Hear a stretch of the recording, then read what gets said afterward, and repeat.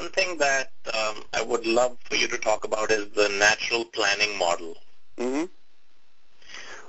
Well, it's pretty easy because, years ago, this has got to be, when did I uncover that? Probably almost 30 years ago, 25 years ago at least.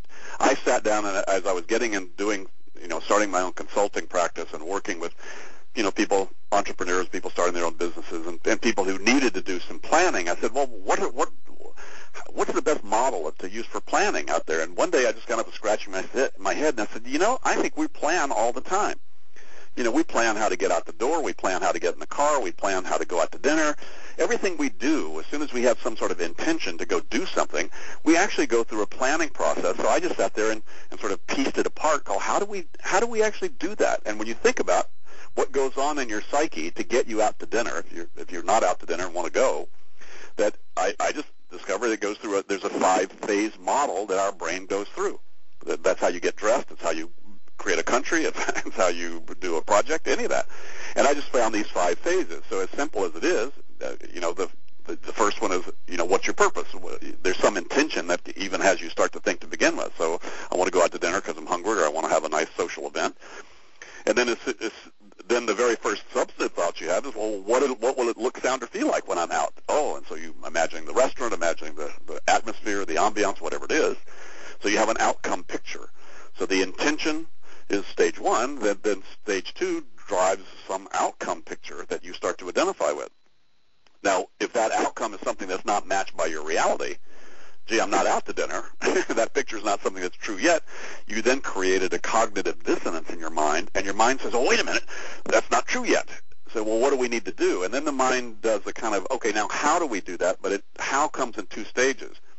The sort of how part A is actually what's people often refer to as brainstorming. Well, what time is it, and where will we go, and do we need to make reservations? Do I want to go by myself, and am I dressed okay, and so forth. And so all kinds of ideas start to surface out of the delta between the outcome and where you are, but in somewhat random form. But you want to be able to capture all those ideas, which you do in your head anyway. All those ideas bounce around, and then you move to stage 4. Once you've done the brainstorming at stage 3, then it moves to stage 4. Okay, well, what's most important, or what's the sequence, or what are the components here? So the mind then starts to organize automatically and naturally at stage 4 by either sequences or priorities or components. And then stage 5 says, okay, well, I think I'll call Bill Smith and see if he wants to go to dinner with me. In other words, I now then come down to action allocation based upon that. So quite simply, the intention drives the picture drives brainstorming, the brainstorming then drives organization, which then itself morphs into action. Well, duh. This is not rocket science unless you're building rockets. It's a fairly simple thing, but the problem is that most people actually don't think through other and bigger situations oftentimes in that order. And I discovered over the years that you can more or less effectively think about things. So it doesn't mean you're not smart. It just means, wait a minute, there is a better way, a better sequence, essentially, of what to focus on that gets me to the result faster and easier with less effort. So that was a long, short answer to what's the natural planning model.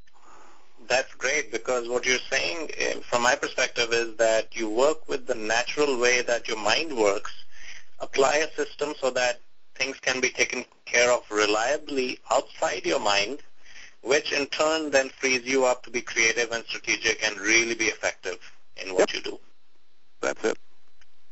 That's beautiful.